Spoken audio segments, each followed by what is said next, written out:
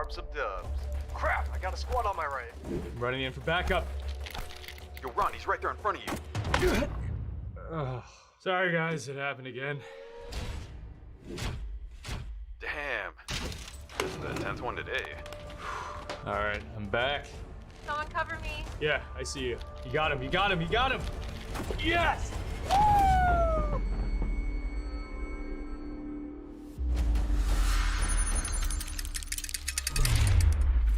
Yo, that's sweet. Yeah, it is. We about to win this. Guys, I can get used to this. HyperX alloy, built strong because it has to be.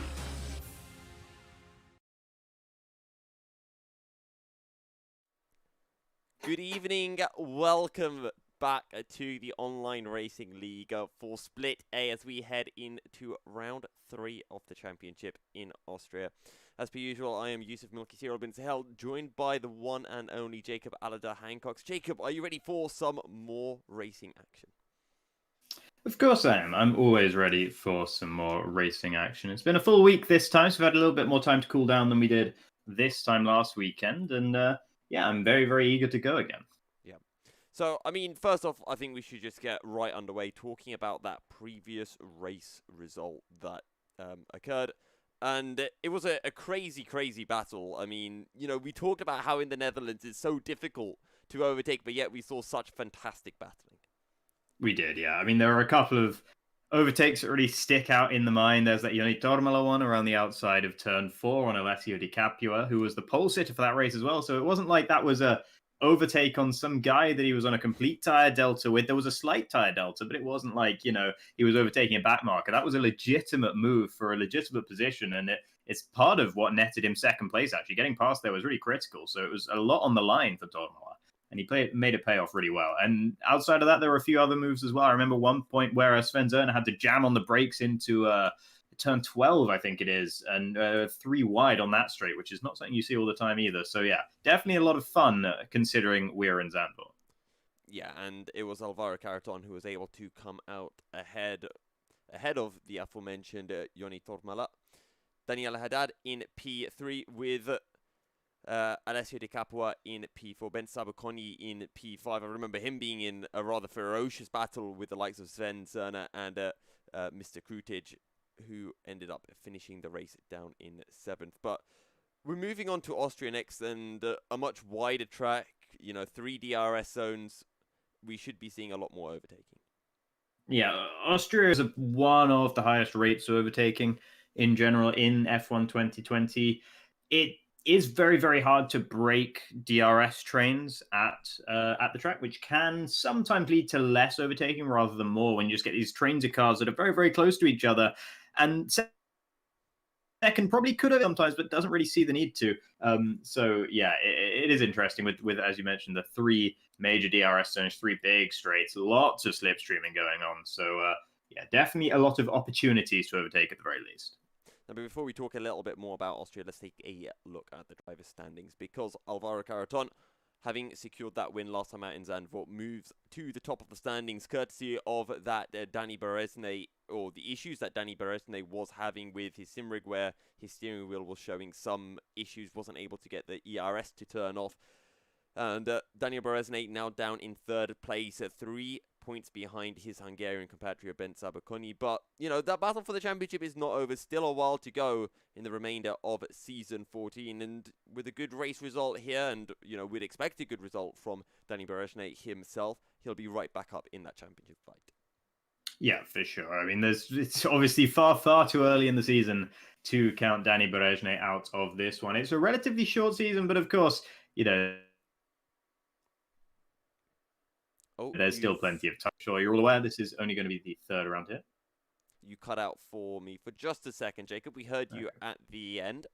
But moving on down the championship order, Daniel Haddad in 4th place. You know, he's in this battle. Then you've got Joni Tormala, Sven Zerner, Alessio Di Capua, and Krutage all right there. All super close. And then there's big jump down to Louis Welsh and Dormaya, a.k.a. SHZ Andy, or Andinator. So we'll have to see whether the likes of Lucas UK and Andinator can kind of close that gap to, you know, the main championship group.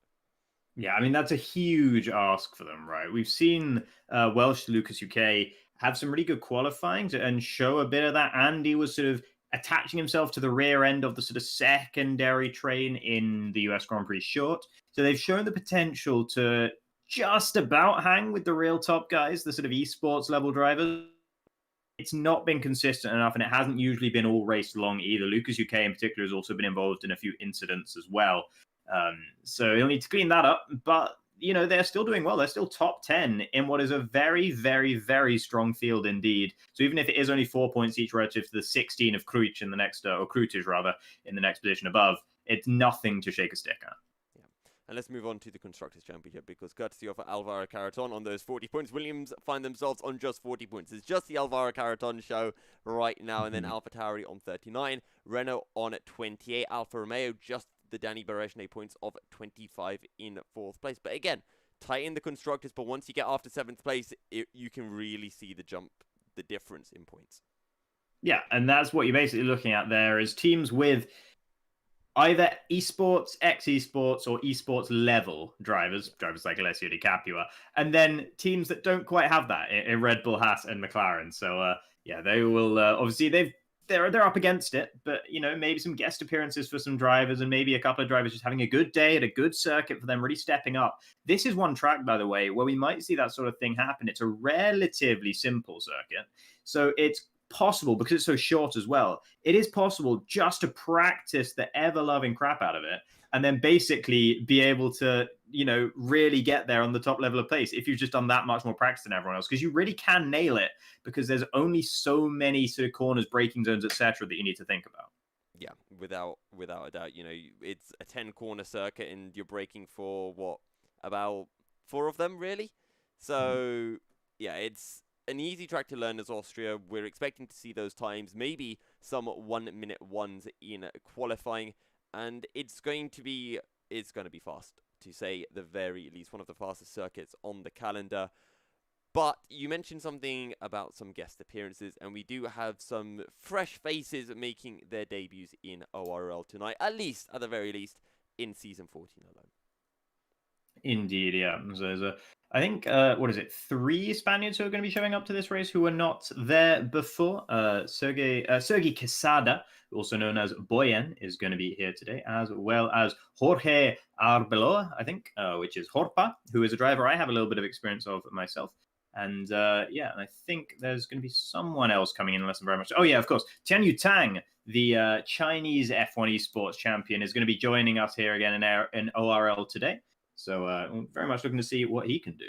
And it's not just Tianyu Tang also joining. We've got a 4th new driver as well in the form of Felipe Sousa, who will be driving in the Racing Point, a driver I've got a fair bit of familiarity with from the Shizou camp. And he's, I think, the 3rd Shizou driver that's on the grid, or pardon me, the 4th, alongside Zones, Chris, and Getoned, and I think, and in nature as well. So we've got a total of 5 Shizou drivers right now. So they'll be hoping to be taking home at least a few points tonight.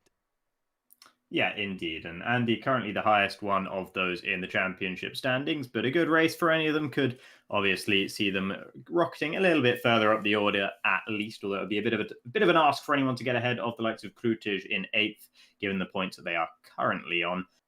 But yeah, I mentioned I knew a bit about Jorpa, so I'm just going to go into that just a little bit here. Jorpa, a driver I've seen in another league, commentated on a fair amount, and he was either the fastest or the second fastest at every race I saw him at.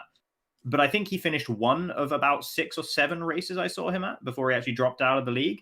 He was very, very inconsistent. He'd pick up a lot of time penalties, and he was sort of facing backwards almost as often as he was facing forwards. And the thing is, he was so very, very quick, but he was always right on the ragged edge. So interesting to see whether he's been able to hone his gameplay since then. It's been a couple of months since I've seen him. So I hope for him, at least, that he's able to sort of more live up to his potential and sort of temper the pace with a little bit of control as well. Yeah, let's see if Jorpa can keep it on the circuit. You know, we talked a little bit last week about Patrick Zippos and his ability to pick up time penalties, which is what ended up happening during the race. Now, as we load into the game, let's just talk a little bit more about the Austria circuit. We already mentioned 3 DRS zones, 3 big overtaking opportunities, turn 1, turn 3 and at turn 4. But to be honest, you can even overtake in some less obvious places, sometimes even down into turn 9. Yeah, turn 9 is you're probably going to need a tire differential, or the person ahead's going to have made some kind of weird mistake through 7 and 8. Turn 6, you can see overtakes as well, but that's usually sort of set up for on the exit of turn 4. Maybe one guy went defensive and therefore has a compromised run through 5 and up towards 6 as well. But it's a really lovely circuit, really. It's very simple, but that's not necessarily a bad thing. There's a decent sort of variety of types of corner as well. No two of the corners are really identical. 6 and 7 similar, 9 and 10 similar. But there's quite a lot of elevation changes, which really sort of mixes things up a bit. And, you know, turn 3 is nothing like turn 4, is nothing like turn 1. And so while there are 3 overtaking opportunities relatively close to one another, each of them is such a different corner that the nature of the opportunity is very different. Yeah, and I think the biggest thing to mention as well is even if you can overtake into one corner, you know, you're back onto another DRS straight, and it's an opportunity for the guy that you just passed to come back at you. And we talk about this a lot in F1 esports, but you do get these DRS trains, and I think Austria is one of those circuits where they do tend to fall. Yeah, indeed. And of course, it also is a circuit where you can pick up time penalties.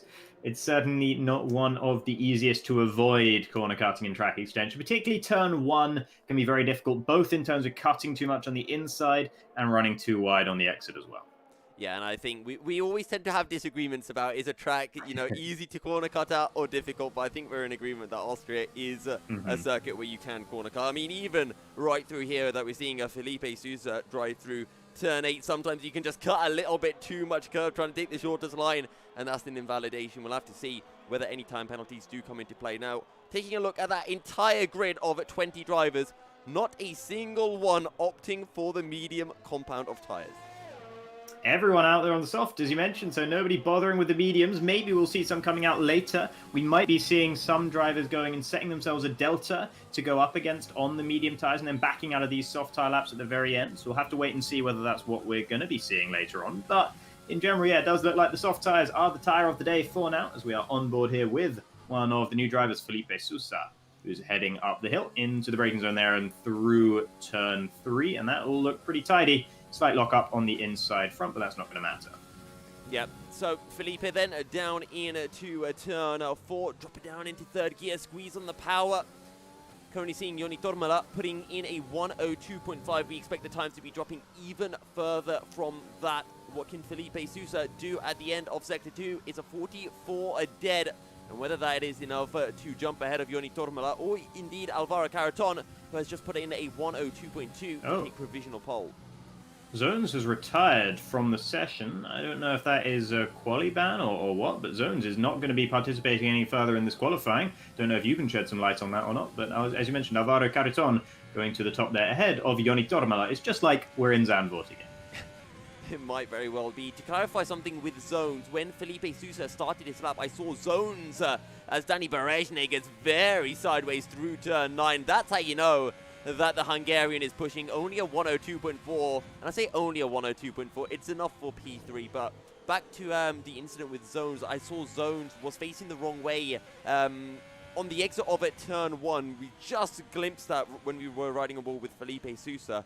So I'm not sure if it's related, if he made a mistake. As Danny Berejne almost runs into the back. I think that was of Chananki. Chanakinchi. Yeah, Chanakinchi's actually stationary here on the run up the hill. That is, that almost caught Danny Berejne off guard. Chan doing his best to try and get out of the way there, the Turkish driver, but that wasn't all that easy for him in the McLaren. And actually, another driver, I think this is the first time we're seeing him this season.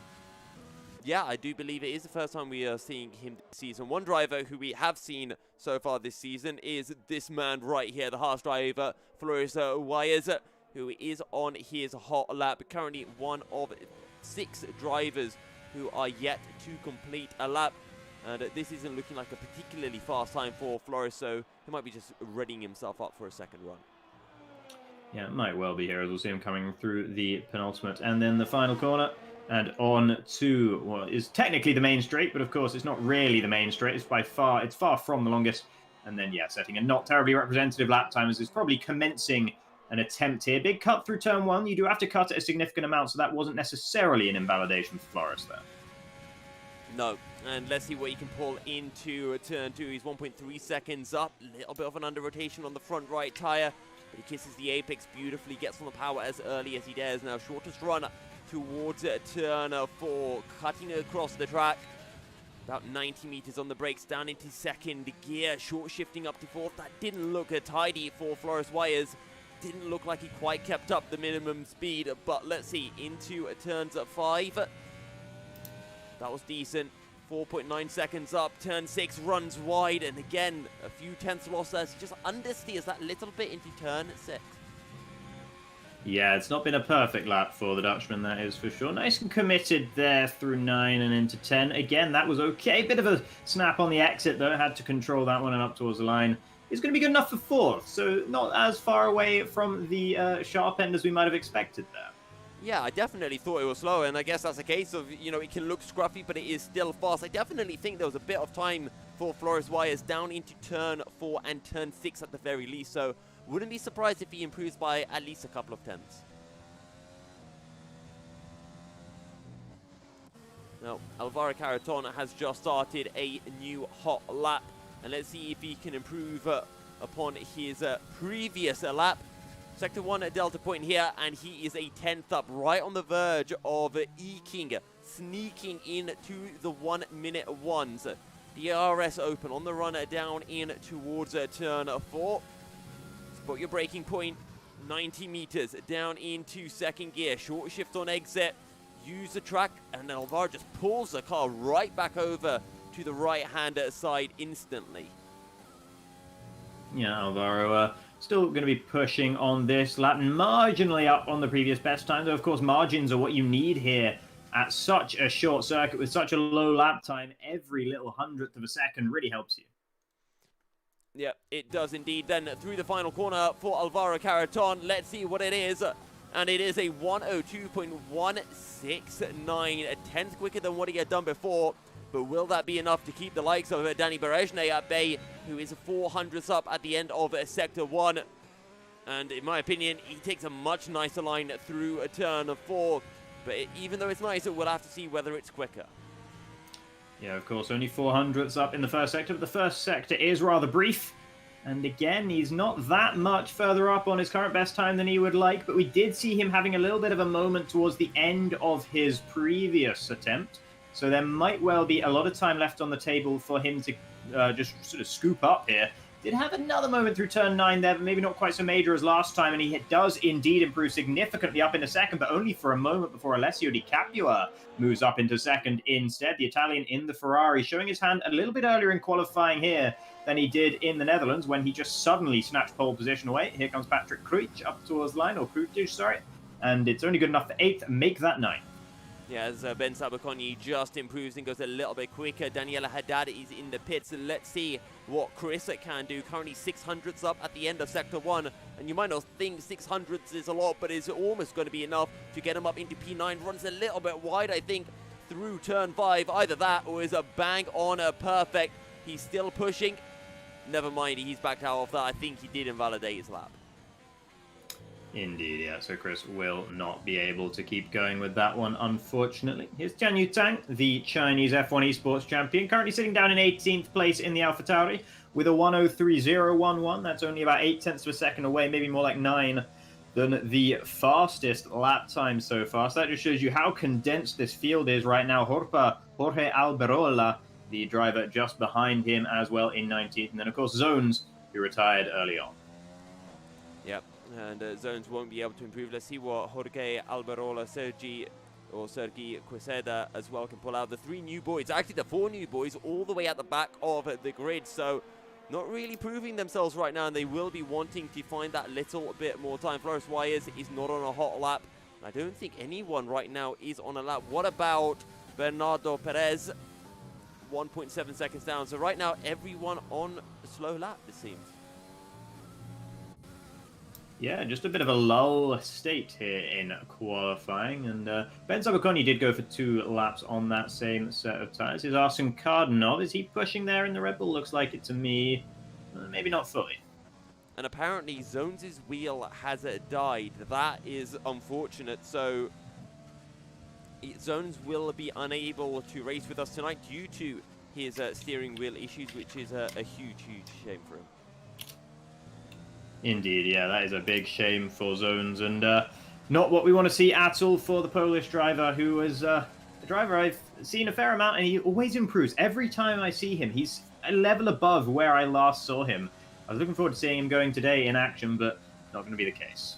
Yeah, big shame that we can't see him in action. I remember when I first started commentating on him, he was fairly... I mean, he wasn't far down the order in Split A. I mean, this is back in Season 11, but I remember him being slower than, you know, the pace of Calcifer and that entire group of drivers. And now Calcifer's down in Split B, and Zones, well, clearly the admins think has a pace to be in Split A, and I don't disagree with that either.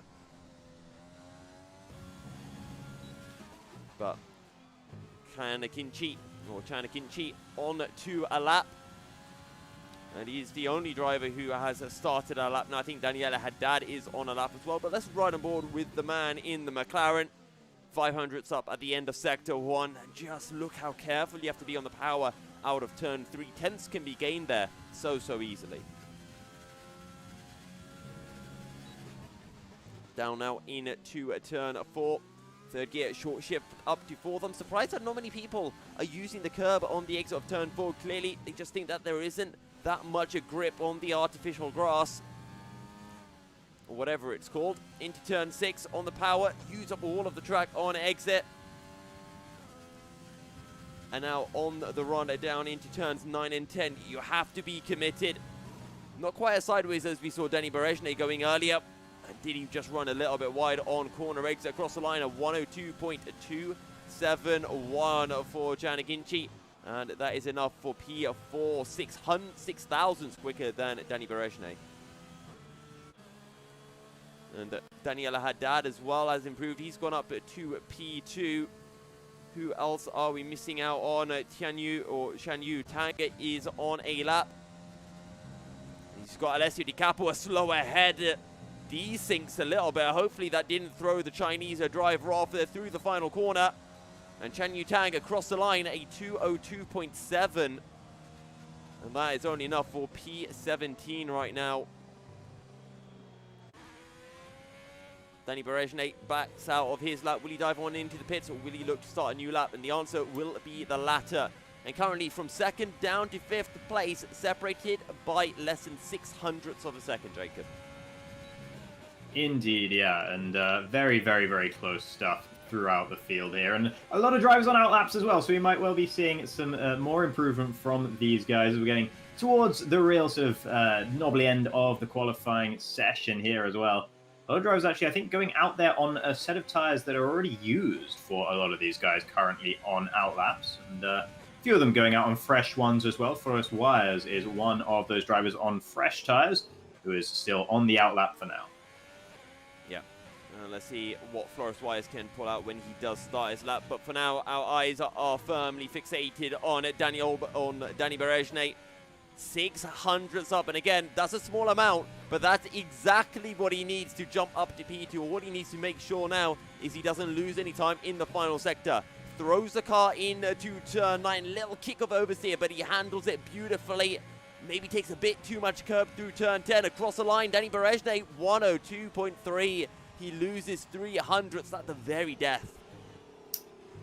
Yeah, there's just a slightly slower lap time coming through for Danny Berejny, but that was on used tyres, of course, so we'll still have one more go in this session on a better set of tyres.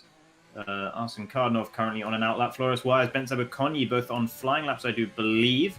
Let's take a look at what Floris is able to do then in the Haas. Heading through turn 6 and now turn 7. Purple there, but I'm not sure I believe that. He's only about half a tenth up on his current best lap time. That may well put him on track to challenge Joni Tormala for 7th, but I don't think it's going to get him anything more than that, and indeed, he is just heading back into the pits. Yeah, Floris Wires made a mistake into turn 7. Bit of understeer, had to back out of it. Ben Sabakonyi might be looking to start a lap. Actually, he's going to be diving on into the pits. Is Arsene Kardanov on a lap? No, he's just done his lap, I think. No, pardon me, he's just starting his lap. 102.5 is what he's currently set. Will he be able to improve on that? 18 thousandths up at the end of Sector 1.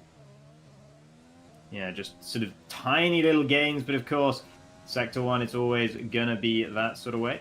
There's now Arsene Kardanov heading down the hill into turn 4, where it drops away from you. Very tough braking zone, and you always feel like you're just understeering too far wide through there. Did run over the curbing on the exit, which usually indicates that you didn't take it quite as you would like to do. As, again, doesn't quite meet the apex of 6, but close enough as almost makes no difference. Same story for 7, using all the road on the exit of 8 without cutting. That is exactly what you want from the Red Bull driver. And now he'll head into turn 9. Very, very committed. Bit of a slide with the rear end through there, but that one lost him time. And then too wide through 10. And that is an invalidation for Arsene Kardanov. And in fact, he went slower anyway. Yeah, by 500s, and it's just a case of such tight margins right now here in Split A. You look at the entire field, I mean, with the exception of Sergi Queseda and Jorge Alberola, we're talking about 6/10 separating 17 drivers. It is super, super tight. And from Daniela Haddad all the way down to Felipe Sousa in P12, 0.3 of a second. Yeah, Czernikinci just started a flying lap and immediately invalidated through turn 1. Patrick Krutaj, the Polish driver, currently down in 11th position in the Mercedes. We want to be doing a little bit better than that, and he's going for what is either going to be his penultimate or his final push lap here, depending on just how good it's going to be, as he's heading now down the hill towards turn 4.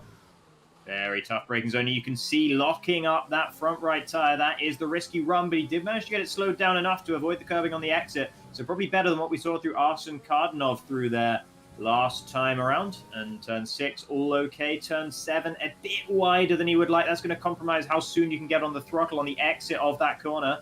Still seems to be pushing, though. Has the ERS up in 2, so still happy with the way the lap is going. Won't be too happy about that, though. Big four-wheel slide through turn 9, and he's backed out of it through turn 10. With an invalidation, he'll go once more. And Alvaro Caraton's made a mistake. He's not going to be able to improve on his lap. He was about half a second down at the end of Sector 1, so clearly didn't quite nail turn 1. What about Daniela Haddad?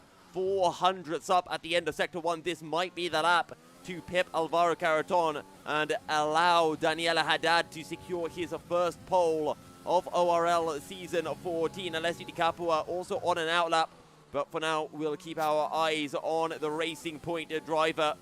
Danny Berejne also on a lap. Felipe Sousa puts in a 102.352, moving himself up into 6th place ahead of his Shizou teammate and Anita. Daniela Haddad, 600ths up now at the end of Sector 2. He's got to be nip and tuck with jumping ahead of Alvaro Caraton, who is 700ths quicker than him at the moment. Into turns 9 and 10 we go. The commitment from Daniela Haddad through the final corner on the power as early as he dares across the line. 102.16 for 200th shy of Alvaro Caraton. What about Daniel Berejne? He's 400ths down at the end of Sector 1, and this might not be enough for him to, maybe not even enough for him to improve at all. Czernikinci meets the checkered flag there. I don't think he is going to be able to improve on his lap time, so 4th will be the best he can hope for, but that's a very good showing indeed from the Turkish driver. Danny Berejne then into turn 9, uses as much of the inside of the road as he could there. Maybe a little bit of a hesitation through 10 up towards the line. And it's not faster for Danny Berejne. Down in 6th for him. Falcon 9 pops himself up into 3rd. Alessio makes a mistake through the final corner, and he invalidates his lap. He went 900ths faster. That would have put him on the front row. And there's Alvaro Caraton going even faster behind.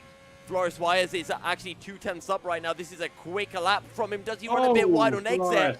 I think he might have invalidated. Oh no, a 2.33. That would have been enough for P5. But you mentioned Alvaro Caraton is pushing right now, and he's made his way through turn 3. And look, I think that is all that she wrote in qualifying. Yeah, Sergei Quesada in the pits, and now Daniele Haddad is the last driver in control of his vehicle, and he is just coasting back round to the pit lane in the Racing Point. So just got to wait for him to enter the pit lane, and then we will be done with qualifying, and that is Alvaro Caraton and Daniele Haddad for the front row here today, with Falconati popping up into 3rd at the very death to pit Alessio Di Capua to that 3rd spot on the grid. Czernikinci, what a performance from him, and from Felipe Sousa as well for 7th. And Anita, once again, there or thereabouts in 8th. Joni Tormala going to be a bit disappointed with P9. And Chris will be happy at being in the top 10. Yep, and on that note, we're going to be heading into a short break, and when we're back, we'll be running through the final grid order, heading into the race, and of course, the race itself for round 3 of ORL Season 14. Stay tuned.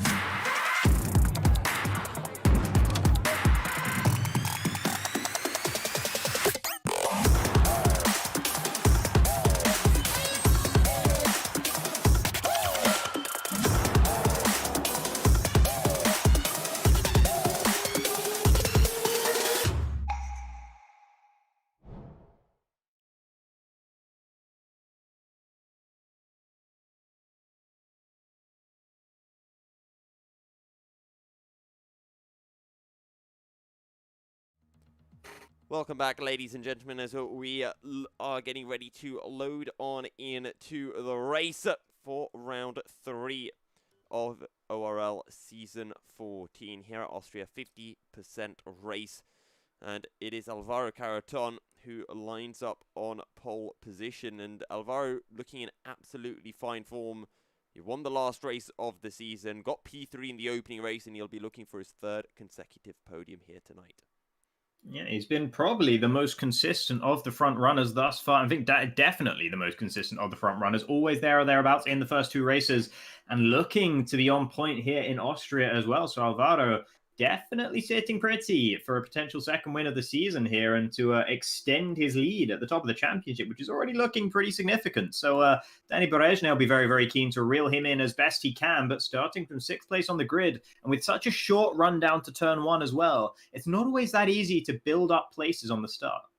Yeah, and the other thing to mention as well here, also, we talked a little bit about DRS trains, and, you know, DRS trains, of course, make it more difficult to overtake. But the other thing to consider as well is, you know, there is no real strategy game here at Austria. It's very simple. It's softs, mediums, you go to the end of the race. And Danny Berezhny, starting from further down the order than he'd like, all the way down in P6, he has a lot of work to do. So it's on Daniel Haddad to find a way past Alvaro Carreton and close that gap up at the top of the championship.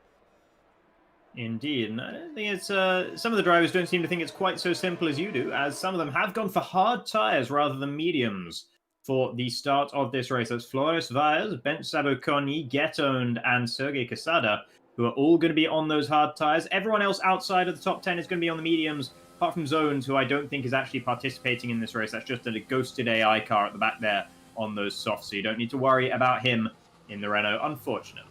Yeah, Zones unfortunately had some wheel issues, so he's had to back on out of the race. We hope that he'll be able to join us next week. So your grid order, Alvaro Carreton on the front row alongside his fellow esports driver, Daniel Haddad. And then you have Bernardo Perez in P3 ahead of Alessio Di Capua. Chan Akinci in P5 ahead of Danny Berezhny. Felipe Souza P7 ahead of Andinata in P8. Joni Tormala in P9 ahead of Chris, making up the top 10. Yeah, and a bit of an adventure on the outlap there for Nardi, Bernardo Perez. He ran wide through turn 6 and onto the gravel. Probably not the optimal tyre preparation, but I don't think it's going to harm him too much once we get to the grid, as the AI are once again in control of the majority of the field now. And they are starting to line up here. So it's going to be interesting to see whether Alvaro Carreton can get a good launch off the line, because it is possible. There's enough of a run up towards turn 1, and the inside is valuable enough as well that Daniel Haddad could think about taking 1st place away by the time they get to turn 1. We'll have to wait and see on that one, as the drivers now line up on the grid with Jorge Alberola at the very back. Yeah, don't forget as well, with these DRS trains, Flores Valles and Ben Saboconi on the hard tires will be trying their absolute best to stick within that 1 second zone. But the revs rise here at Austria, And we are underway. What is the start like from Daniela Haddad? It is not great, but it is decent. He'll be able to hold on to P2. That's a late braking coming through from the man down in P4, Alessio Di Capua, but he's not going to be able to find a way past Bernardo Perez. And we ride on board with the Ferrari driver now, riding up the hill. Daniela Haddad getting close to Alvaro Carreton again. Looking late does Alessio Di Capua as for Falconardi runs wide. And Alessio Di Capua will move up into P3. A good move further down the order. The other Ferrari of Andinator slotting in behind. Chanakinchi will look to the outside now, down into turn 4, and will sweep around the outside as well. We'll have the slipstream from Danny Berejny up ahead, but he just hasn't quite been able to find the traction. Now inside, down into turn 5, and the Ferrari driver, I think this time round, might hold on to the position as they're still side by side down into turn 6 and 7. And Andinator has got the move done, but now Felipe Sousa joining in the party. They're pretty much 3 abreast, running down into turn 9. Felipe Sousa around the outside, and Chanakinchi going to lose another position. Bit of contact between the two of them, but they keep their cars pointing in the right direction. And 3 abreast now, because it is a Get Owned who's taking the advantage of the pair of them and moving up a position. Yeah, Joni Tormola as well. The Red Sea almost parted for him on the main straight there. Chanakinchi hasn't had the best of starts off the line. He's going to be challenging the Finnish driver in towards turn 1, but cannot get late enough on the brakes to pull alongside him. But great start from Alvaro Carreton to lead comfortably away in the end. Daniela Haddad second. Alessio Di Capua taking advantage of Falconardi, who almost got into a collision in turn 3 on the opening lap, had to abort it at the last moment. That's why he ran wide through there. And then Danny Berejny making 1 position up thus far. Yeah, Danny Berejny up into P5, exactly what he needed off the start. Has no time to waste. Chen Yutang having a torrid time down in P18 right now. Ben Sabaconi down to 13th. Remember, he's currently sitting in 2nd place in the championship, so not what he needed at all. Indeed, yeah. And Zone's Aika, by the way, is doing a good job of battling with Tian Yutang and Jorge Albarola at the very back right now. Arsene Kardinov is into the pits in the Red Bull. I noticed he was battling with his teammate Sergei Quesada on the previous lap. I wonder if they've come to blows there. Arsene having to pit this early, not good news for him at all. No, and pitting from those medium tyres, definitely not part of the strategy. Does he put on hard tyres? The answer is yes. And we'll see whether Arsene Kardinov tries to make it to the end of the race from this lap onwards. Back in the very front there, it's still Alvaro Carreton comfortably leading this big DRS train all the way down to Sergei Quesada in 16th. The first driver to break it is between the Spaniard and Tian Yutang in 17th. So, that shows you just how easy it is to stick within these DRS ranges here at Austria with all the straights and all the slipstream that can be done. Floris Wires actually had a bit of a moment there through turn 6 down in 10th. He's up 1 position from where he started, has Chanakinchi up ahead. The unfortunate McLaren driver who was battling to try and keep Danny Berejny behind for the most of the first lap. But then when Danny was able to make the move, it seemed like it rather opened the floodgates and everyone else came flying on past the McLaren as well. So Chan, after a great qualifying, not going to be so happy with that opening lap. His teammate Jorge Albarola is getting past Chen Yutang because the Chinese driver is heading into the pits. And Falconardi picks up the first 3-second time penalty of the race. We talk about the fact that it's easy to pick up time penalties here, Jacob, and Falconardi is the first one to fall a victim of the track limits of Floris Valles. Here comes Chris. Yeah, Chris going down the inside of Floris Valles, who didn't have a DRS. He just fell over a second behind Chanakinchi. And Floris Valles at the moment just that little bit slower on the hard tyres. Yeah, all Dutch manoeuvre there from Chris on Floris Valles. And managing to get past the Haas driver and up into 10th, where he can look to try and get down that gap. It's 1.1 seconds between himself and Chanakinchi right now. If he can just get back within that 1 second, he'll be very, very happy with that indeed. He didn't lose any time making the move on Floris Wires as well. It was a very, very clean maneuver from the Alfa Romeo driver, and he's back up to where he started in 10th. Yeah, let's see if Chris can move any further up the order. The first point that Chris needs to do is get back within a second of Chanakinchi. He needs to give it everything on this next lap. Floris Valles picks up a time penalty, the second person so far to claim a time penalty. Patrick Krutic closing in on the Dutchman. And can he have a run up the hill into turns 2 and 3? Let's see, because he is running very close. And actually, as I say that, never mind. I think Floris Valles just press a little bit of the go faster button, aka the ERS.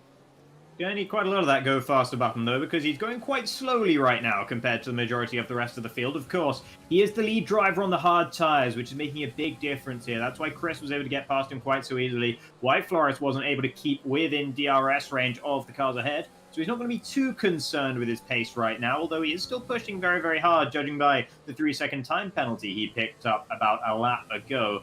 So I want to keep it a little bit cleaner. It has been something he's been struggling with in the first couple of races of this season, Flores, with those 3-second time penalties. But all of the soft runners currently playing very, very nice at the front of the field. Yeah, Alvaro Carton still leading from Daniel Haddad and Alessio Di Capua, Falconardi P4, Danny Berejne in P5. So, I mean, for all things considered, Danny Berejne currently in a P4 when you include the time penalties, and he could look to maybe jump a further position up the order if he can get the undercut. Now, something that I want to bring up, Jacob, is, I don't know, but if you look upwards, the skies are looking mighty dark. I was actually just about to mention that myself. Yeah, it's looking very, very dusky here right now at Austria, and that is very, very interesting indeed. That might throw a bit of a spanner in the works. That might explain why so many drivers were willing to commit just to the soft tyres in qualifying. No one trying the mediums at all, but it wouldn't explain why so many drivers went for the hard tyres at the start if it was going to be coming all that soon. So unless there's a lot of uncertainty about when the rain will come, it doesn't seem like it's going to, judging by the tyre choices, at least Anka not for a and while. Saboconi going side by side right now through turn 7 and 8. And Mr. Anka has pulled off the move as well. That was breathtaking stuff around the outside. The Mercedes driver will gain a position, and I think Ben Saboconi is struggling a little bit because right now he's got Get Owned hot on his heels. Indeed, yeah, nice move from Anka, getting past his fellow member of the Finno-Uralic speaking group, language group. That's what I'm trying to say there. Is at the very front, that's Daniel Haddad. Danny Haddad has decided this is the lap to pull the trigger. He's gone down the inside of his esports, or his esports comrade, let's say, and moves up a position as Alessio Di Capua getting very close to the back of this group. So, Jacob, I have a feeling that the rain's coming down soon, and Daniela Haddad has decided, okay, I pull the pin now, I push for a lap, and then I jump on those intermediate tires for when that rain does start coming down. Maybe so. He's not even had to use that much of his ERS compared to Alvaro Carreton. Alvaro is saving a lot right now, up in the 90% for the time being, is the Spaniard in the Williams, so that might explain why Daniela Haddad was able to get past, because Alvaro being a bit stingy with the overtake button right now. Evidently, he'll have a plan, and I think I just saw maybe a droplet of rain hitting the circuit. That might have been my mind deceiving me, but no, I'm pretty sure there's some rain coming down now, just a little bit. Okay, Alvaro Carreton has an option to get back past Daniela Haddad now on the run up to turn 3. If you are correct, I see rain as well now, Jacob. This lap might be a little bit too early to switch over to the intermediate tires, but come the end of lap 9, I'm fully expecting to see a few drivers, maybe throwing a gamble and opting for those green wall intermediate tires. And Alvaro Carreton, does he look for the overtake? You can start to see the lockups happening that little bit more often, as it does happen when the rain does start to fall. Indeed, yeah, and when they start to decide they need to battle as well, because they're getting a bit more desperate on the brakes now. It was all very calm and collected for the first few laps of this race, but ever since Daniel Haddad went past Alvaro Carreton, these guys have decided now is the time to really start battling it out. They're not playing nice anymore. The gloves are off, and the F1 esports drivers are going to war here at Austria. Yep, they most certainly are. And don't forget as well, look at Daniela Haddad. He is flying. He's pulled the gap to over 0.6 of a second. And don't forget, when that rain starts coming down a little bit harder, DRS will be disabled. Alvaro Carreton, if he wants to find a move, he needs to do it quickly. Berejne. Yeah, Daniel Berejne, well spotted. He's gone down the inside of Falconardi, and he has picked up a P4. Alessio Di Capua had a little bit of a look at Alvaro Carreton, and you can see Falconardi just struggling a little bit with the rear end. And something I actually want to bring up now, Jacob, is did the likes of Danny Berejne or maybe some of the others opt for a wet setup in qualifying? It's always a possibility, those wet setups. And I mean, you talk about wet setups and dry setups, but there are middle ground setups that drivers might have gone for as well. You can stick with what is more or less a dry setup, but raise the ride height significantly. That can bring you a lot of performance in the wet on its own. So some of the drivers may have just gone for that sort of halfway house as well. So it can be any number of decisions these drivers have made. maybe Alvaro Caraton might start to struggle once we get to the way. It seems like that might be the case for Falconati, who, as you mentioned, a couple of errors with the rear end on that previous lap out of turn 1 and then out of turn 3 as well. And he is starting to fall a little bit further away from Danny Berejne as well, now that the Hungarian has got past, but still well within DRS range for the time being. And he is still sticking with them fairly well as well. Felipe Sousa just behind him. Yep, and Alessio Di Capo closing in on Alvaro Caraton. He goes late on the brakes, but not quite late enough. Searching for a way through. 9 laps completed on these soft tyres, and we talk about this as well. When the rain starts coming down, the harder compound of tyres will start to perform better, but the only man who's not on the soft tyres in the top 10 is Flores Valles, who is in P10, currently 2.7 seconds behind Chanikinchi, so we'll keep an eye on that gap and see if he's able to use those harder compound tyres to his betterment. I think he is, because he just got past Chris at the beginning of this lap. Out of turn 1, he nailed the Alfa Romeo driver. And if you remember, cast your mind back to the first few laps of the race, Chris actually got past Flores in the opening stages. So the tables have turned in that regard with those 9-lap-old hards getting the better of the 9-lap-old softs. And Chris was using every bit of ERS he could as well. Berejne into the pits in the Alfa Romeo. First driver to pull the trigger. And it might be a little bit early. It looks too early, and I actually wonder, for Danny Berejne, is this a case of some mediums going on? And it is. Danny Berejne has decided that his softs will not last. And to be fair, if you look at the rain, it is not coming down that hard. Yoni Tormala having a look around the outside of Felipe Sousa, and surely he's going to be able to find the traction. The pair of them have a DRS, and that's going to make things mighty difficult. Felipe Sousa with the inside, heading down now into turn 4, breaking after the 100-meter board. Yoni Tormala looks for the switchback, but won't be able to find it. You can see that rear end just wanting to step out a little bit. Felipe Sousa holds on to P6. Perfectly judged defense there from Felipe. Nicely done from the Spaniard in the Racing Point. Yoni Tormala going to be frustrated with that one. Definitely wanted to get past. Andy is now falling away from Falconati, who himself is starting to fall away from the front 3. So it's getting worse and worse for those stuck behind. That is Alvaro Caraton into the pits now as well. 3-second time penalty for Felipe, but it's only Alvaro heading into the pits of the very front runners of anyone in the top 10, in fact. So it's just him and Danny Berejne that have decided they need to get rid of these soft tyres. And it's a real game of chicken right now. Who is going to make the right call? It really is a game of chicken, and this means that Daniela Haddad is now almost a second ahead of Alessio Di Capua. Can he use his opportunity just to dump the ERS, use all of his fuel, try to pull outside of that 1 second zone, and then once Alessio Di Capua doesn't have the DRS, maybe try to pull even further. Alessio Di Capua has done exactly that, now over a second ahead of Bernardo Perez. Alvaro Caraton came out of the pits narrowly ahead of Danny Berejne, both on fresh medium tyres. Danny's are up to temperature, but he gets a much worse run there out of turn 3. Doesn't have the confidence to slam the throttle like Alvaro Caraton does. Maybe a little bit more worried about the conditions. Sometimes it can trick you. Sometimes you get a lot more grip than you think, as Alessio Di Capua picks up a 3-second time penalty in second. Alessio Di Capua pushing to try to stay within that 1 second zone of it, Daniela Haddad, but Danny Berejne, he's shown that the undercut works. He is within a second. Alessio Di Capua and Falconati are into the pits. Goes Andy as well in the second Ferrari, so he's going to have to wait for the pit crew to get his tyres ready after his teammate having come in just ahead of him. And Andy braking to go into the pit lane. It's a weird pit lane here. He needs the rear jackman to get out of the way. There we go. But yeah, he almost caught out the drivers just behind Yoni Tormala, Chanakinchi, and they were all pretty close there through the final couple of corners. Yoni Tormala might look for a go on Felipe, but no, not quite close enough. Further down, though, Alessio Di Capua has lost out both to Alvaro Caraton and to Danny Berejne. The undercut working wonders for them there. And the rain, Jacob, is starting to fall heavier and heavier, and all of a sudden, Flores Valles is looking like the smartest man on the paddock with those hard tires. We question the hard tire choice, but Flores Valles is pulling it off right now. It seems like these soft tyres were just wrong by 1, 2, maybe 3 laps, depending on how well the drivers were holding onto their tyres. Daniela Haddad, Felipe, they're both still out there, both in the Racing Points as well. So they're going to have to double stack if Felipe wants to come into the pits at the end of this lap, because Daniela Haddad is heading into the pit lane. He cannot stay out for another lap. And I'd be surprised if any of the other soft tyre runners feel they can, but both Felipe and Yoni Tormala go through, so does Chanakinchi. These guys are not taking no for an answer. They are waiting for the intermediate conditions. As Felipe takes the lead, but might have it taken away from him soon enough. Yoni Tormala very close as they head through turn 1, right under the BWT on the rear wing there as they head up the hill.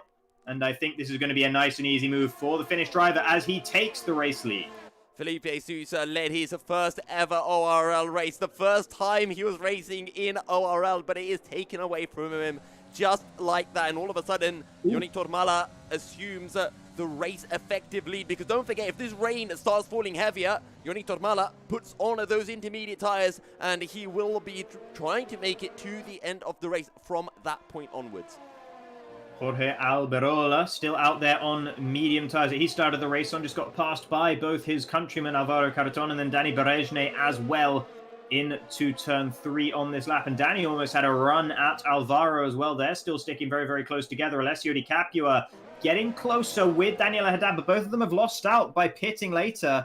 And now they're stuck with Alberola ahead of them as well, further up the order. That is that someone coming into the pits? Yeah, that's Chanakinchi, Felipe, both going to be heading into the pits, away from their soft tyres, so it is only Joni Torma left running on the red-walled soft, and he is surely risking a puncture at this point. Are these intermediate tyres? Because Jorge Alberola is into the pits, and that could be intermediate tyres. You'd expect that those mediums could go a little bit further. Let's see what tyre compound he will put on to his McLaren. As that's Alessio Di Capua having a massive moment with the back end, and this means Falconardi will now be in the hunt. This is the battle for P11. Falconardi on the outside, Alessio Di Capua on the inside. Softs versus mediums, and Alessio Di Capua pulls the move off and holds on to the position from Bernardo Perez, but they both have a DRS, and Falconardi's not going to let this one go without a fight. He looks to the outside, switches to the inside, moves back to the outside. Some questionable defending from Alessio Di Capua, but Falconardi's not giving up, still slotting in behind. Now on the run down in towards the turn of 5 and 6. Bernardo Perez cannot find a way through, and he will not be happy with that defending from the Ferrari driver. If there was a button in this game that allowed you to raise a certain finger out of your cockpit, I'm sure Falconardi would have been spamming it there on the exit of turn 4. That was not nice from Alessio Di Capua, but he has kept 11th position, and I'm sure that's all he cares about right here and right now. Joni Tormala finally throws in the towel, heads into the pits, and it is going to be mediums for him as well. And the fact that they're all going on to mediums rather than another set of softs is interesting as well, potentially suggesting that this might just stay just about dry conditions for a lot longer here. Yep, Daniel Haddad now looking for the move on Sergi Queseda. And Alessio Di Capua will try to follow through late on the brakes, slots it down the inside. Can Falconardi find a way through as well? He'll be able to find the grip on those softer tyres, and Sergi Queseda drops 3 positions in one corner, but Falconardi still having a look at Alessio Di Capua, who squeezes him wide on the entry into turn 4, and Bernardo Perez still struggling to find a way past Alessio. Down the inside, that's a late move, and he very sensibly backs out of it, but Falconardi on those soft tyres, Alessio Di Capua on those mediums. Bernardo Perez has the pace advantage, and he knows that he needs to find a way past as quickly as possible. That's interesting. He is the only one who went from the softs to the softs. Everyone else going softs to mediums. That was Mr. Anker to go diving into the pits and getting very well timed out of the way of Alvaro Carreton and Danny Berejne, who'd just come up to the rear end of that Mercedes. So they'll be very, very happy about that one. Or at least Carreton will be. Danny would have been hoping for an opportunity to maybe get one over on the Williams driver up ahead, who he's staying within DRS range of, but it's not the easiest job in the world for Danny Berejne right now. Bernardo Perez again.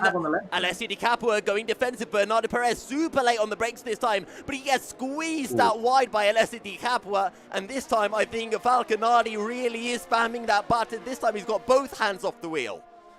Yeah, that is a rough one there for Falconardi through turn 3. I think that's Lance Stroll on Daniel Ricciardo from one of the Austrian Grand Prix. Can't remember which one from 2020, but yeah, I don't think he'll be very, very happy about that one whatsoever. That's going to give him even more incentive to try and get past Alessio Di Capua, though. Every time that happens, he'll want to get past him just that little bit more and maybe give him a bit of a flick on the exit of the corner if they're going side by side as well. But hopefully not. Hopefully he'll keep his head a little bit more than that. Floris Wires picking up another time penalty there, up in second at the moment, with Patrick Crouch actually having overtaken him to take the lead of this race. Crouch on those medium tyres. Almost everyone else, in fact, everyone else who started on the mediums has now come into the pits, but Crouch still sticking it out there. But the fact that all the medium tyre runners came into the pits suggests to me that we're not going to see intermediate tyre conditions for a while yet.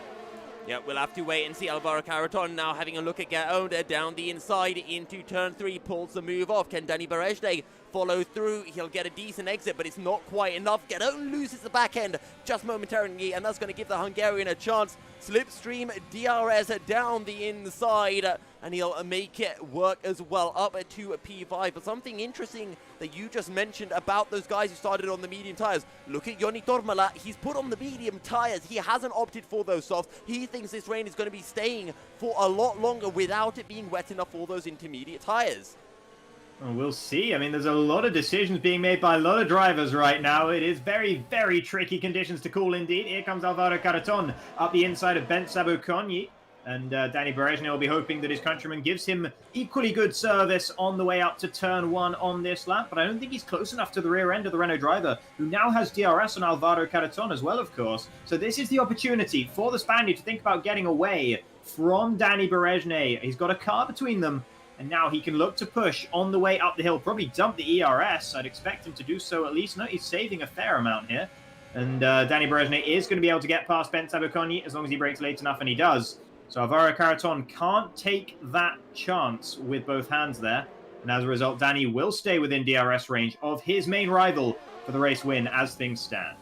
Falconardi still behind Alessio Di Capua, and Daniela Haddad still unable to find a way through on these soft tyres. And give it another 3 laps, those soft tyres will be really starting to wear off. And the likes of Falconardi and Patrick Krutij, Flores Valles and Ben Sabuconi, they're praying right now. They've got a different button that takes their hands off the wheels, because they are literally praying for the rain to come down harder. They need that rain to come down so they can put on the intermediate tyres. And now, Bernardo Perez are finding a way through, but Alessio Di Capua just turns across him on the run down into turn 9. Falconardi was ahead. He's going to have a look down into 10. He gets his nose in. No. Contact. You can tell Bernardo Perez is absolutely fuming right now. He's trying to find any way past Alessio Di Capua. Patrick Krutij is into the pits on the intermediate tyres. Him and Arsene Kardinov, the first two to blink and test out those green walled tyres. Yeah, Krutij was the last one on those mediums, of course, felt he couldn't go any longer. Daniela Haddad gets past Ben Sabuconi on the run up to turn 3. But Falconardi, that was a bit of a desperate move through turn 10. And I tell you what, the whole way he held that car and stopped it spinning round into the wall was very, very impressive indeed. So while the move wasn't so great, the recovery sure was. Alessio Di Capua going for an absolute dive bomb on Ben Sabuconi here, who sees him coming, gives him the space on the inside. Very polite driving there from the Renault driver. And Falconardi is going to follow Alessio through as well. And maybe around the outside of 6. That'll be bold. Can't quite be bold. So unsurprisingly, but he's just trying everything he can now. Every last trick in the book to try and get past the Italian in the Ferrari. But he just cannot do it. I mean, you say unsurprisingly he backs out right now. I think Falconardi would try anything. I think he'd try to find a bump and fly his car over Alessio Di Capua if he got given the chance. He'd risk the suspension damage, and he gets a good run coming out of the final corner. Alessio Di Capua, crucially, still has a DRS from Daniela Haddad up ahead as finally Flores Valles and Getone, they dive into the pits. Is it going to be intermediate tyres? It is indeed, but is it a lap or two too early? Here comes Bernardo Perez. This is as far ahead as he has been all race long. Surely he can put it off this lap, if no other lap. But again, he is squeezed wide by Alessio Di Capua. And again, Falconardi just cannot hold on to the tarmac on the exit of turn 3.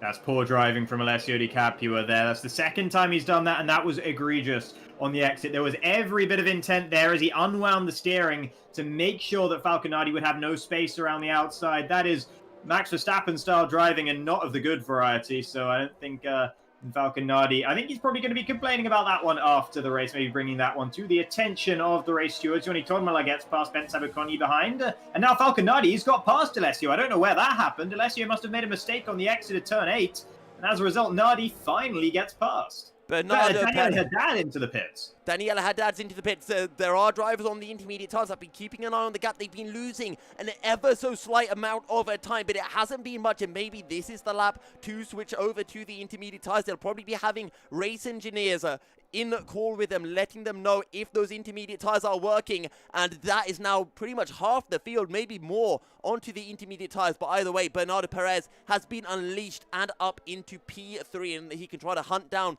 this, what is now a 2.5 second gap between himself and P2 man Danny Berejny.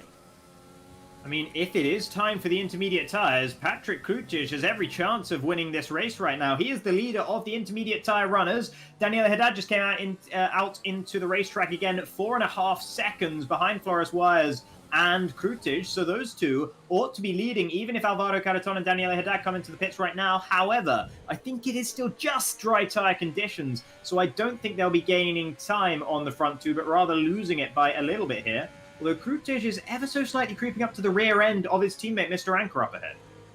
Do Carreton or Danny Berejny pit? The answer is no. What about Falcon Nardi? No. Alessio Di Capua, he will not pit either, as Bernardo Perez picks up a 3-second time penalty as well. Danny Berejny doing a good job to stay within that 1 second of Alvaro Carreton, but how much longer do they stay out? Keep an eye on the gap between Patrick Krutic and Mr. Anchor. It's been hovering about 2 seconds for so long. Mr. Anchor dives on into the pits. Yeah. He's had enough of his tires.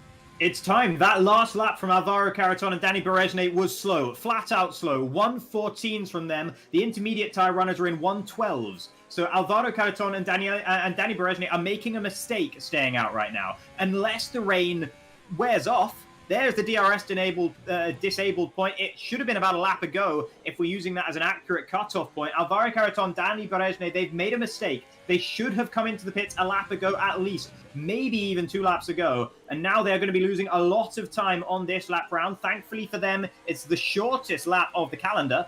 But nevertheless, they are going to be falling out down through the order, probably behind Daniel Haddad, maybe around sort of Andy and Get-Owned even when they come into the pits. Yep, and this means that Patrick Krutic is your effective race leader from nowhere. Patrick Krutic will be leading the race from Flores Valles, and potentially Daniel Haddad. The top 3 are into the pits, but Falcon Nardi, he has to stay out because his teammate Alvaro Carreton is into the pits, so he would lose time, and he's decided that he'd lose less time by staying out for 1 more lap. Let's see where Alvaro Carreton's going to filter out then. It's well behind Haddad.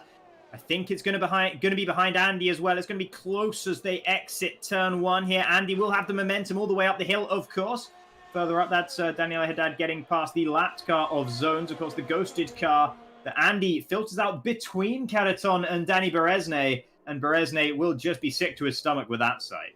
Yep. And again, somebody gets in between himself and his championship rival. We know it's difficult to overtake in the rain, but can Danny Berejny find a way through? He's on slightly fresher tires, not by much, but they are fresher. No DRS in the rain, and it will make things difficult for Danny Berejny. And right as I say that, Andy runs that little bit wide, and that will just give a little bit more confidence to Danny Berejny and just give him that feeling, okay, Andy's making mistakes. I cannot find a way through. I just need to put that little bit more pressure on him.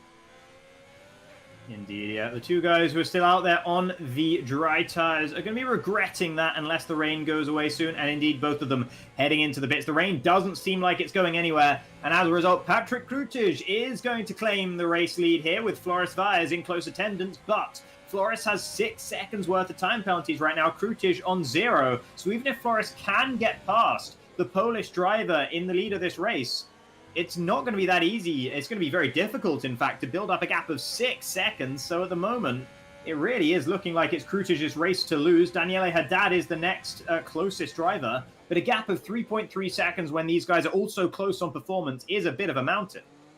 Yeah, it's going to be tricky to say the very least. Patrick Krutic, Flores Valles with over 3 seconds to Daniel Haddad. Then it's another 2.5 seconds to Alvaro Carreton. Something that we should probably bring up is that the intermediate tires, they can usually last about half race distance, so that's 18 laps. But if the drivers are running dry setups, or as you mentioned, those kind of midway compromise setups, perhaps that tire wear will be that little bit higher. Maybe we'll see some drivers in the final 2 or 3 laps really struggling on those intermediate tires. Also, don't forget, maybe we're in for some full wet conditions in those final few laps of the race. This race is not done yet.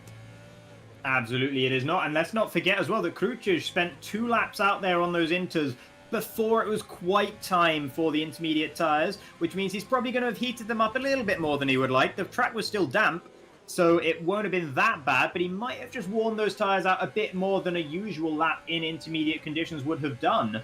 So he's asking for 16 laps out of them. You say they can usually do about 18, but given these sort of various circumstances, if he is running a dry setup, he is going to be really struggling at the very end.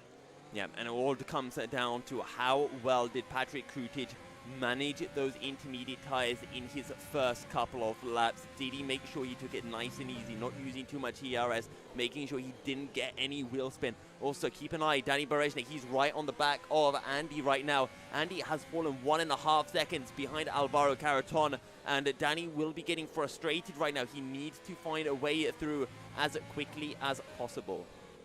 He's clearly faster. He's sticking well within the wheel tracks of the Ferrari driver.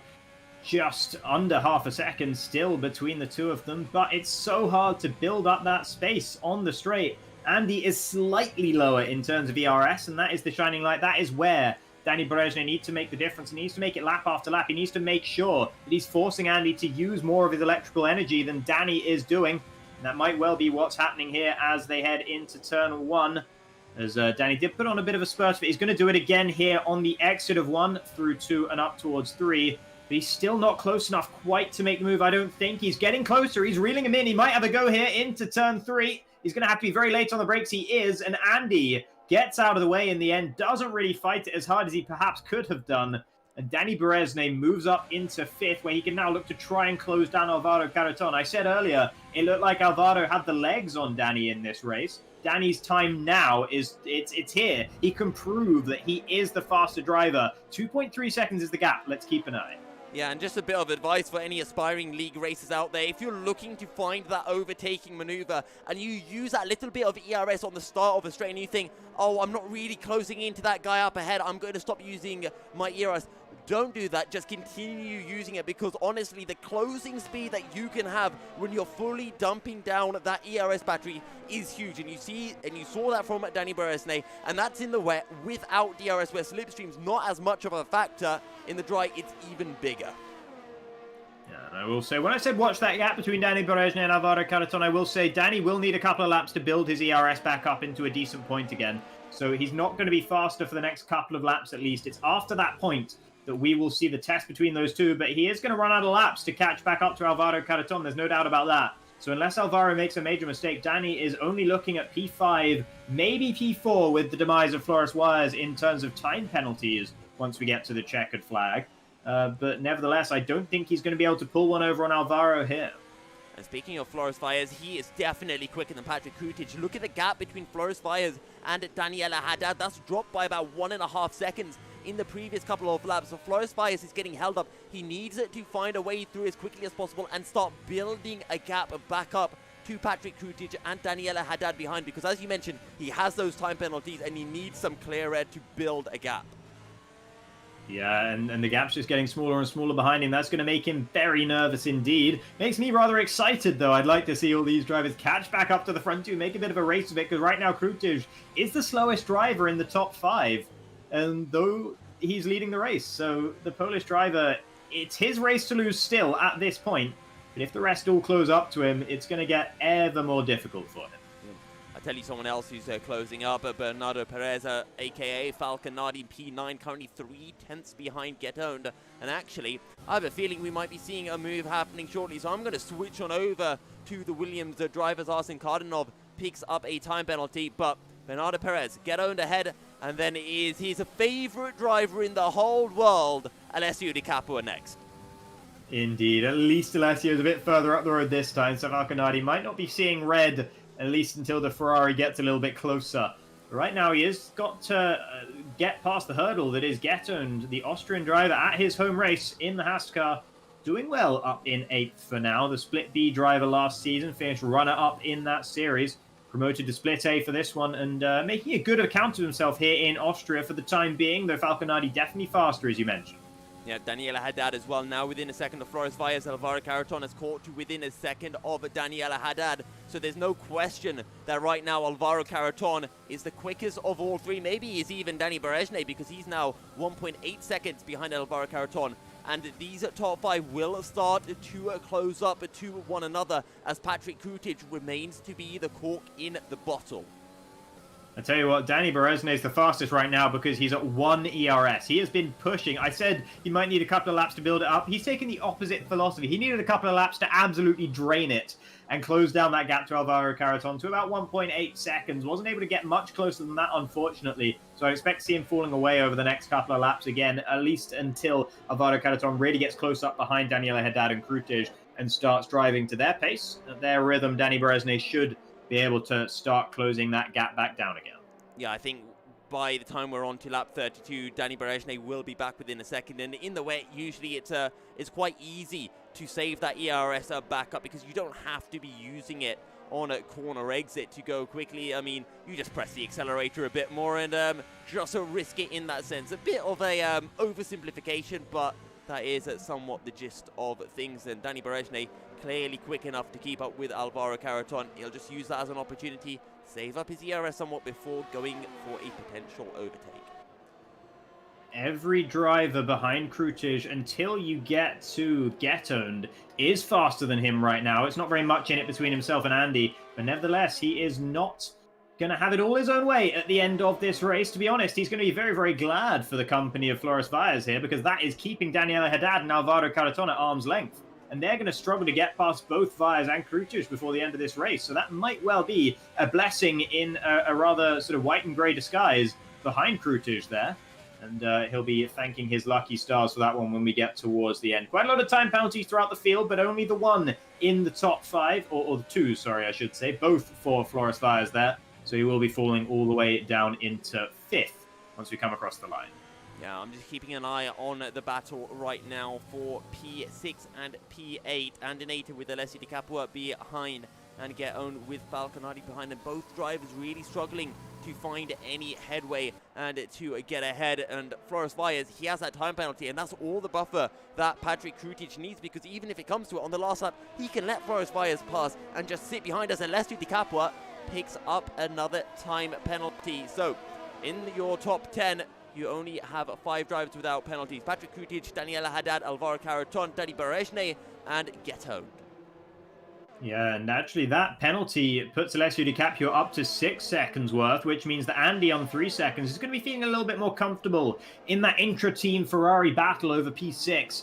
P6 would be a great result for Andy. It would comfortably be the best point-scoring finish of the season, of course, for the German driver.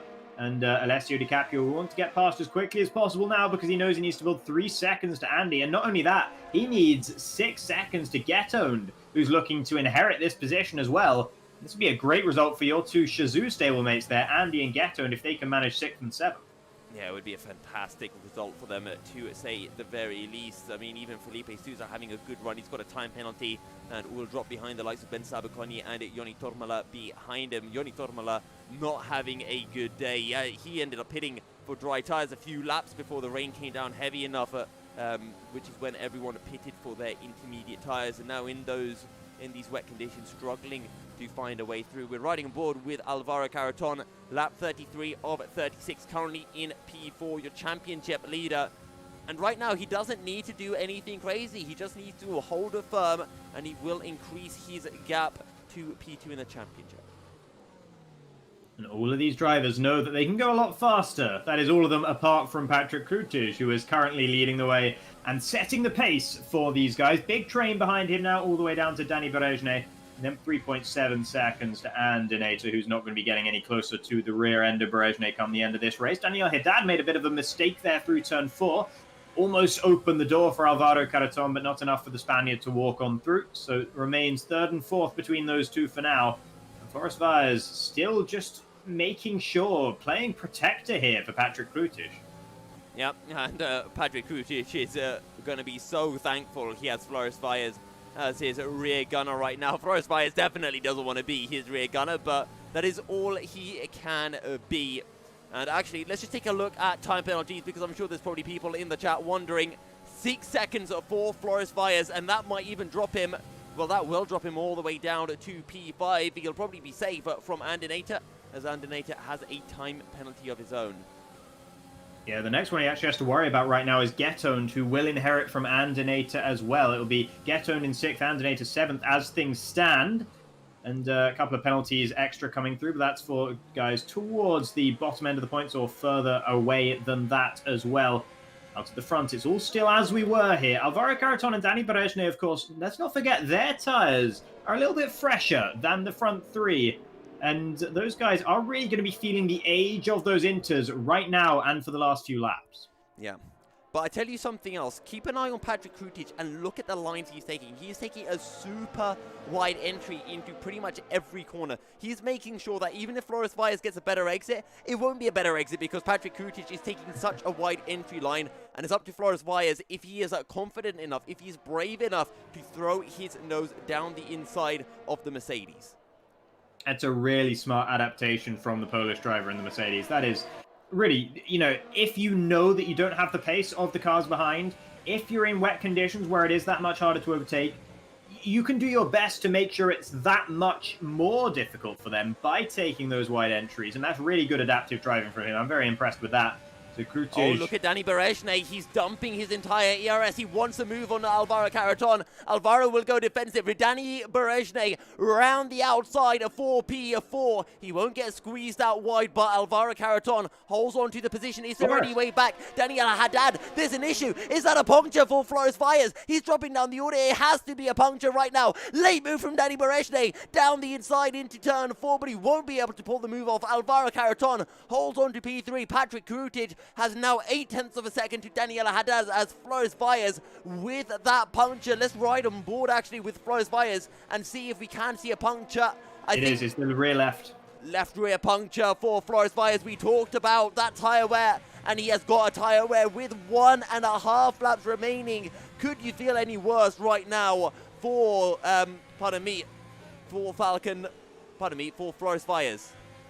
Yeah, indeed. He was really on track for a good result, if not a great one, because of those time penalties. But if he can pick up a puncture, you'd best believe Patrick Krutic can pick up a puncture. He is 1 lap longer on these intermediate tyres, and that lap was when the track was at its driest that anyone on the intermediate tyres has run on. So his tyres are going to be absolutely screaming on this final lap of the race here. Krutic just needs to keep it together. I'm sure at least one of those is going to be in the red zone right now, and he will just be hoping against hope that it doesn't go bang.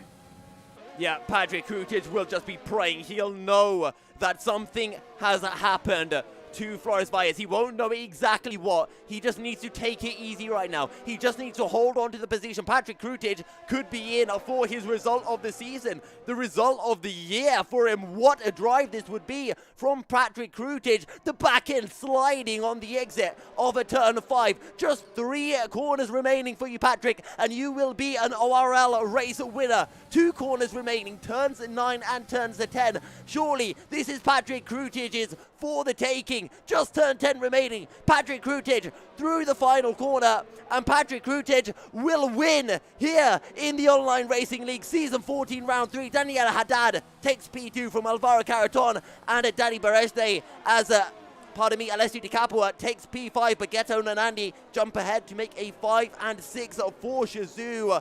Ben Sabuconi P7, Yoni Tormala in P9 with Felipe Sousa in P10 completing the points. And driver of the day or participant of the day is Patrick Krutic's left rear tyre for hanging on through that final lap. That will have been the most nervous lap of his racing career, or one of them. Patrick Krutic, nerves of steel, holds it to the end and takes the checkered flag in first. 0 time penalties for him as well. Kept it clean throughout the whole race, and that was important because there were a lot of drivers chomping at the bit to get past him. Daniel Haddad will be very happy with second. The races haven't really gone his way thus far this season, so that's good news for him. And Alvaro Carreton managing third. What an absolute insane drive. But on that note, ladies and gents, we're going to be heading into a short break. There should be a straw poll in your chat, so make sure to vote for who you think is the driver of the day. If you don't vote for Patrick Krutic, I don't know what's wrong with you. But we're going to be heading into a break, and when we're back, we will be having our top 3 and possibly more drivers for some interviews. Stay tuned.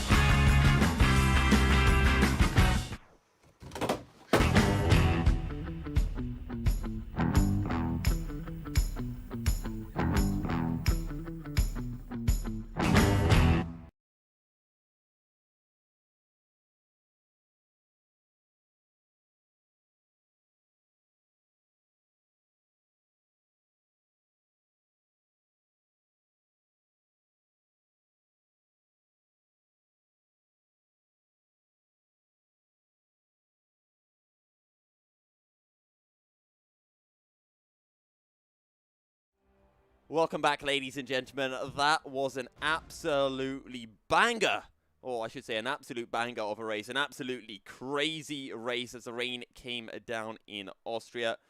Currently, we have our race winner, Patrick Krutic, we have Alvaro Caraton, and we have Floris Valles in the chat. We'll wait to see if anyone else will join. Starting things off then with our race winner, Patrick. I mean, first off, congratulations on winning your first ever ORL race.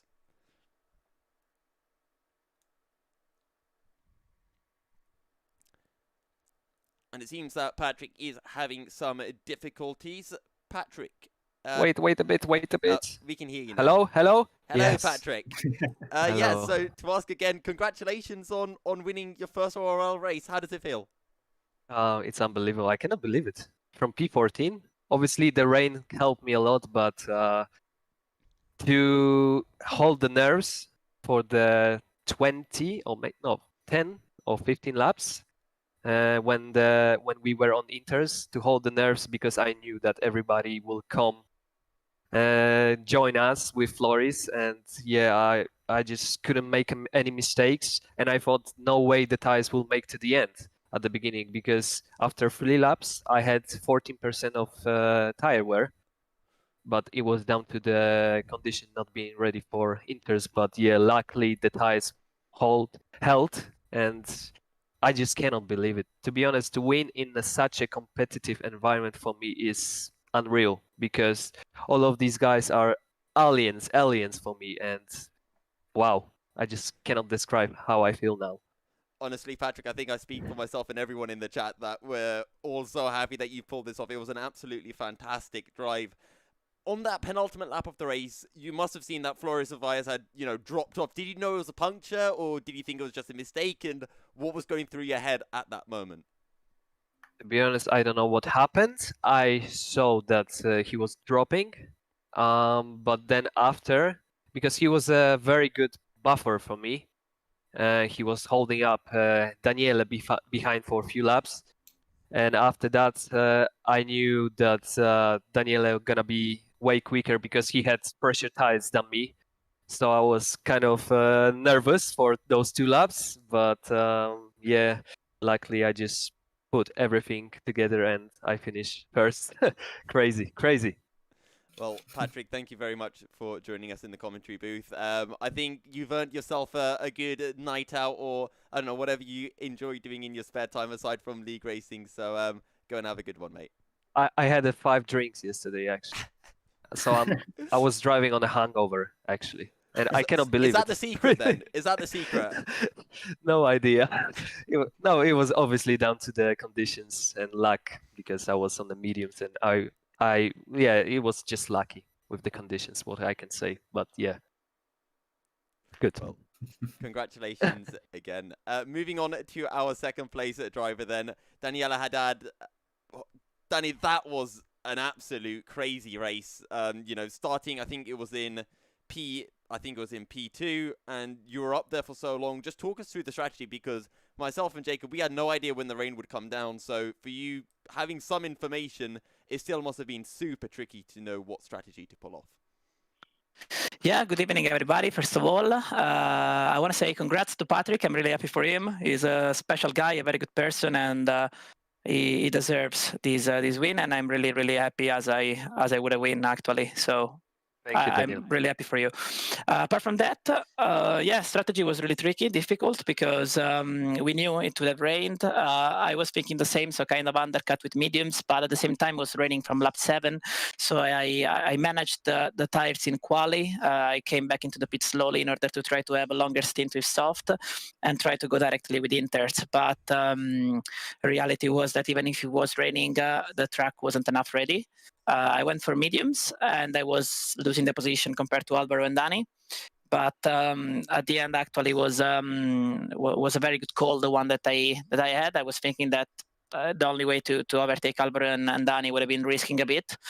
I tried with the strategy pitting a couple of laps earlier compared to them, and because actually I was thinking that it was a decent moment to go. The crossover was around that moment, apart from the obvious DRS disabled that we always see that we are actually slower with mediums or soft compound. And then, yes, I overtook and arrived to Patrick and Floris. Floris had the puncture, but I knew actually my only chance was a kind of puncture for both, because I know that I was really, really close with my tires. And so with a bit fresher tires than them, they would have been a bit more under risk. Overtaking with Inters is complicated, and I just tried to keep it clean. And yeah, I couldn't do much more than what I did, I believe. Well, a great race from yourself. I think you move up into second place in the championship. So all in all, a decent race from yourself. Heading into the next race, do you think you can close the gap to Alvaro a little bit more? Well, Alvaro is a mega driver, so obviously I will try. It's not going to be easy, because I know the kind of rivals that I have in this league. It's not just Alvaro, but even Alessio, Dani Perez, Naya, and Patrick as well. All the other guys are really good, so I need to keep building on this result, but will never be easy to be in front of these guys. Well, Daniela Haddad, thank you very much for joining me, and best of luck in your next race and the rest of the season. Thank you. Good evening. All right, moving on to our third place man and our championship leader, Alvaro Carreton. It looked like that race, it looked like it was just going to be Zandvoort all over again, and then the rain came down. And I guess same question that I asked to Daniela, you know, what was going through your head in terms of strategies and everything, and you know, where did you think, what was the plan? Was it just damage limitation, or was it still to go for the win when you saw how the intermediate strategy was panning out? Hello everyone. I'm really disappointed, to be honest. I thought I had the race controlled, but somehow I pitted 5 laps later than Patrick, because this time I didn't have an engineer, and obviously Jeff, the engineer from the game, is quite useless, so he didn't tell me anything. And when I pitted, I was before tried to overtake, but in the rain is impossible, and finally P3. Something I did want to ask, because we saw this from, I think it was Falconardi. He pitted from the soft tires onto a new set of soft tires instead of the mediums. Do you think in hindsight that may have been the ideal strategy to go for? Or if you could go back in time, would you still stick on the mediums for your second set of tires? I was happy with the mediums, because I didn't know when it was going to rain heavier. So yeah, just in case, I put the mediums. Soft was maybe faster, but I didn't need to risk. Okay.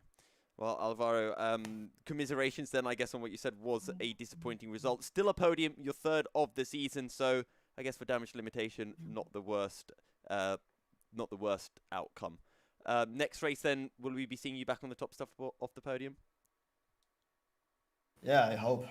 That's what I try to do in every race and win everyone. So yeah. Right. Thank you very much for your time, Alvaro, and best of luck in your next race. Yeah, thank you. See you guys. Okay, I believe next is P8 driver Alessio. Alessio, I mean, crazy conditions. I mean, the first thing I want to ask you is, you look like you are having an almighty battle with Falconardi. Do you want to talk us through it? Yeah. A little bit disappointing for the qualifying, because the last lap was going really good. I was fighting with Alvaro for the pole position, but I cut the penultimate corner, and unfortunately, not so many drivers improved, and I start anyway before anyway, and I managed to overtake the Williams driver at the start, and put behind to Alvaro and Daniele. The first stint of the race, it's gone pretty good, apart for the penalty. I didn't expect for nothing that the rain started so early, and on the first pit, I try to take the stint with soft a little bit longer, but of course I lost 2 positions. I didn't expect that the Perez but another set of soft tires, and at the end, I find myself to fight with him, and it's not been, I think, so yeah, on the limit, a little bit too on the limit, and yeah, at the end, I must to let him pass. And in that moment, the rain started so much, and yeah, I go to the pit for put inter tires, but it was too late because I must enter in the box 2-3 laps before, and yeah, I lost other I think 4 positions, and yeah, I tried to recover, but when I put behind my teammate, it was impossible to try overtake him because at each accelerations he yeah he go he was too fast in the straight, and only at the end of the race I took him, but yeah, I passed so many lap behind him, and yeah, at the end at the end of the race, I unfortunately it was only P8, but yeah, evaluating the race pace, considering that the next week I have the challenger. It's not so bad. Only also trying the one shot. It was really good, and yeah. What a shame for the race, but yeah, I think that my race pace was really good in the with dry weather, and yeah, also with rain, and yeah, at the end it's gone not so much bad, not so bad. Well, Alessio, thank you very much for joining us. And as you mentioned, you had a good race pace and you provided Longest us speech, with. longest speech from Alessio Di Capua. Thanks, Alvaro. We sorry, get it. We sorry. get it every I week, know. Yeah, Alessio. We love it. But no, yeah, Alessio. it's because my difficulties for the English with speaker. Yeah, I'm sorry. Non c'è problema. La prossima volta parliamo in italiano. Thanks, mate. Thanks. But no, Alessio, thank you for providing us with an absolutely fantastic battle on circuit. Okay, moving on then to, I believe, P9, Joni Torbala. Joni, you had such a fantastic race in Zandvoort. At least from us, we got to see some fantastic moves, but sadly, we couldn't quite see those same moves at Austria. How difficult was it to overtake in the intermediate conditions? Impossible. Like, whenever you get close, it's just super hard. Like, you get all the dirty air, and then even in the acceleration zones, you can't get close enough. So, yeah, it's just impossible. We saw a few drivers, because you started on the medium tires, if I'm not mistaken. We saw one of the medium tire runners. I can't remember if it was Patrick or pardon me, if it was Patrick or Flores, but they stretched out those mediums. Did you think to stretch yours out, or did you just say, you know, enough's enough, I'm losing too much time and it's not worth the risk? Actually, I started with softs, Okay. and I ran until I think I pitted lap 15 from those, and because it looked like the rain wasn't gonna get heavy enough, so I stretched the stint and pitted for mediums in hope of not getting that wet. And yeah, in the end, the track got way too wet for the dry tires, and I had to pit for inters, and I was outside of top 10 after that. So it was a big gamble, and if it paid off, it could have been a really good result. But yeah, sometimes you have to try those things in order to get results. Well, commiserations on the P9, and we hope to see you back in fine form next week. Yeah, thanks. All right, moving on, and I don't know how I'm going to do this interview, but Floris, I don't know where to start. I don't want to talk about the puncture. I just want to talk about your battle, because for so long you were right on the back of Patrick, and it looked like you might have been able to find a way through, but Patrick's corner exits just seemed absolutely phenomenal. Again, is it same feeling that you had as Yoni, that it was just impossible to overtake in the intermediate conditions? Yeah, exactly the same. I had also problems with that, in the rain as well. So yeah, that was very difficult. So his action speed was really good. And in the corners, I was really good. But yeah, I couldn't get close enough to pass him and stretch a lead, stretch a bigger lead, so I can get my penalty sorted out. But then the puncture came on the 35th lap, so the penultimate lap. I might be the most unluckiest driver. I have no clue. I have no words for it. So yeah. I mean, what was your tire wear on that lap when the puncture did occur? I have no clue. It's probably around 70 or something like that. Well, Flores, unlucky with that, and we hope to see you back in that top 10, or maybe even higher up come next week. I hope so too. Right, that is everyone. Jacob, any final words before we wrap things up? Well, we do have one other driver who just popped in at the last minute. Do we want to go for yet one more? Yo. I think we do. Hey, get owned. How you doing? I'm fine. Well, congratulations on a good result, actually, for you. I think you ended up, what was it, 5th in the end? Yeah, 5th. Yeah, so was that something you thought was on the cards, or a result of that sort of caliber going into this race? After the bad qualifying, I knew, man, I just need to wait until the raindrops are coming, because otherwise it's probably impossible to get a top 10 result. So yeah, I decided to go on hards. Basically, yeah, I just waited and waited till the track becomes wet enough. Then yeah, obviously gained quite a lot of positions because I didn't do a stop in between.